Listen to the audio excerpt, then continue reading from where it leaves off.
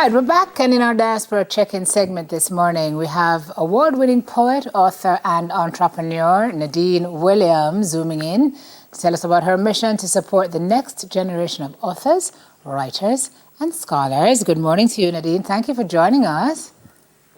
Good morning, Simone. Thank you so much for having me. It is good to have you. Which part of Canada are we today? I'm in Brampton, Ontario. Brampton, Ontario. Is it cold? Is it warm? Is it what?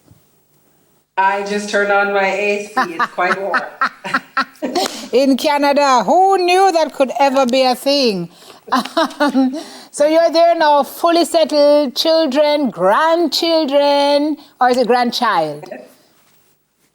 Sorry, what did you say? Grandchildren or grandchild? Grandchild. Okay. Cartaloo. Wow. Wow. Yes. So tell me about your journey. How did you end up in Canada, first of all? How long ago did you leave?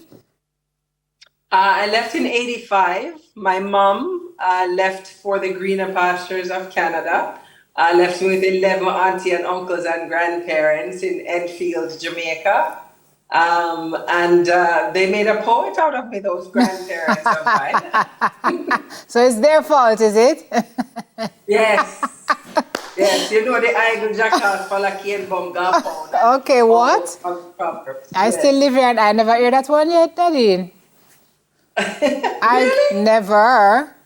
Hi, you need some grandparents in your life. Oh my gosh, they are long gone, blessed memory. But yes, you are correct. Lots of stories from them. So when you left and when you immigrated, what was the adjustment period? What was the settling in like? Country girl coming from Jamaica heading into in country too, into first world. Yes, it was made easier because of my brother. So I have a brother who's 2 years older than me, Gary. So Gary and I came. So it felt like meeting my mom for the first time, because she left me as a baby. Oh, wow. And so that was very strange. And it was December 29th, girl. So right after Christmas. The warm oh, yes. warm shores of Jamaica. December 29th, but Gary made it easier. But one strong memory, Simone, I was the boss of him. I was the one walking with all the important documents, and he was walking behind me, although he's 2 years older than me, and he's a boy. That's very noteworthy, because you would expect that the boy would be the leader, Speaking to you for some reason, that does not surprise at all. At all.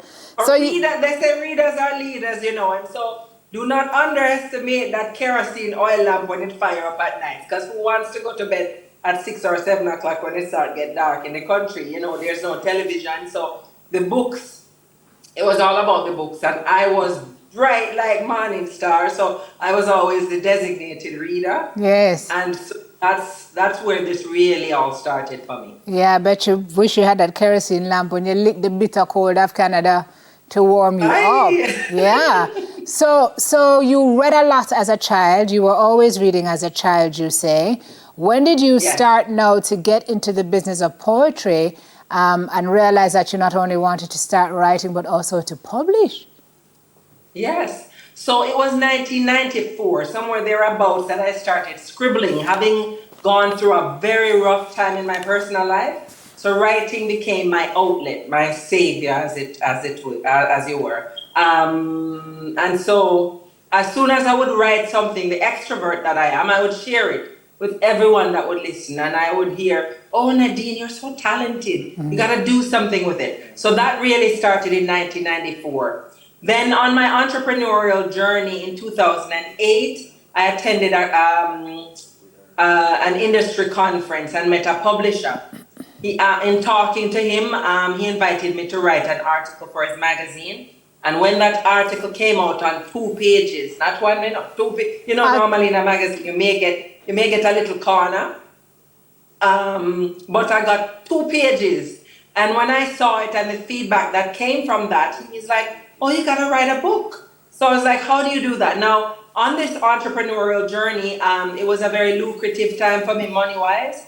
So it was very easy to follow his instructions and throw in some money and publish my first book, The Culmination of Marriage Between Me and My Pen. It didn't take me very long that week Ooh, because I I had, love that title. yes, I The married my pen. culmination of marriage between me Marriage and my between, pen. yes. Wow. Okay, Nadine, I'd have to And ask you we've what that been was on a about. honeymoon ever since. I We have love. been on a honeymoon ever since, let me tell you. Part of the honeymoon had me coming in at 3 o'clock this morning, Oh, driving in from Buffalo Airport. I went to New York to celebrate with the Jamaican Prime Minister and Consul oh, you General. were at that Uh, event on the weekend, yes, the Jamaica gala. Oh, 61. Oh, it very was beautiful. nice. Very nice. Beautiful But experience. also, you travel to speak and to Yes, read and to so on because now you have your collections of poetry, you have 2 children's books, and over 15 yes. volumes of literature for Black History Month. So you are not joking with this thing, Nadine. So Not at you're all. full We time take the into this marriage now. serious. Yes. We take the marriage very serious. Yes. As you should, as you should. So you've been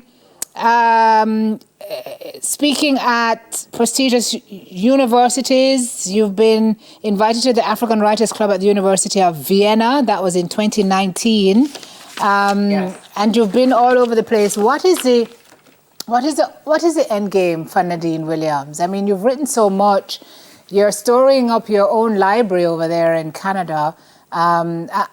And a lot of the stuff that you write about, is it a lot of Jamaican influence and what's the end game with all of it? Undoubtedly, in all my writings, I do what I call a tribute to Yard. I'm big on writing and celebrating our heritage, the patois. I've had Jamaican friends, prestigious Jamaican friends, say to me, "Why do you speak that way?" Ooh. And I'm looking at them and I say, "Weird. What do you mean?" Like as much as I've been here for 30 odd years, I really love Jamaican patois and just bringing it to life. I remember in particular one because I work primarily in schools. I remember visiting one school and reading my poem from the culmination of marriage between me and my pen called Cursing Lamb. And after the event, this little boy came up to me and said, "Miss, from me left Jamaica, come at this cold, cold place. I first never hear some things sweet so. Bet you, I said, bet you autograph, no? And then he said, bet you a picture, no? And then the teacher came up to me and was telling me that they were having a really hard time with him. It's adjusting. The adjusting for Yeah. him has been difficult. And in conversation, he tell me, how he used to see his grandparents kill like cow, not cow, like pigs and chicken and whatever. And apparently it was traumatizing.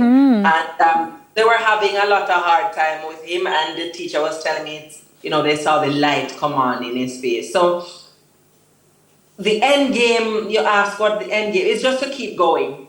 Honestly, to keep going. I'm currently working on an art installation project in celebration of the International Decade for People of African Descent. I have about 120 installations to date. I hope to get to 1,000 of them before the decade ends next year. And then Whoa. I'm planning a huge culminating activity where I plan to invite foreign dignitaries and highlight a huge highlighter to come in and help me celebrate. And so right now I'm in the process of getting sponsors. Hydro One, the electricity company here in Ontario, they are my inaugural sponsor. I created a foundation, the Nadine Williams Penn Foundation, to facilitate funding. And I'm having big talks with big companies to get all the fundings necessary in the millions to be able to put on this event. Well, we hope you get through and get it done, given your track record. We not have to hope though, because it's going to happen.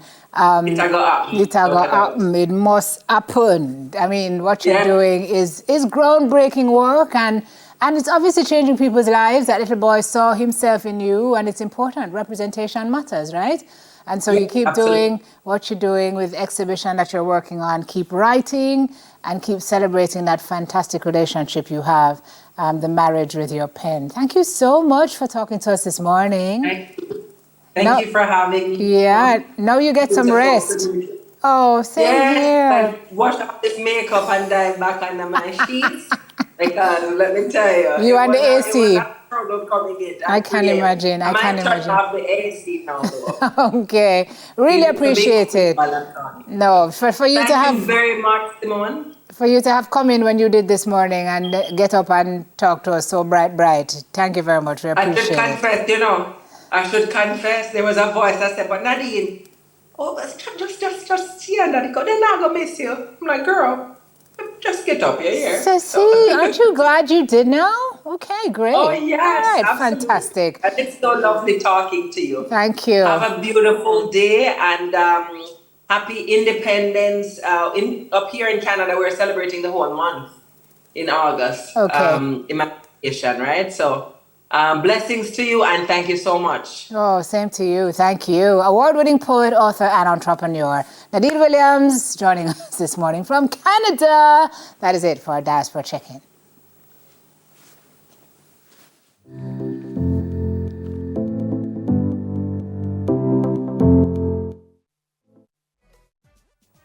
After the break, it's all about the Poppy Appeal. We have that after this.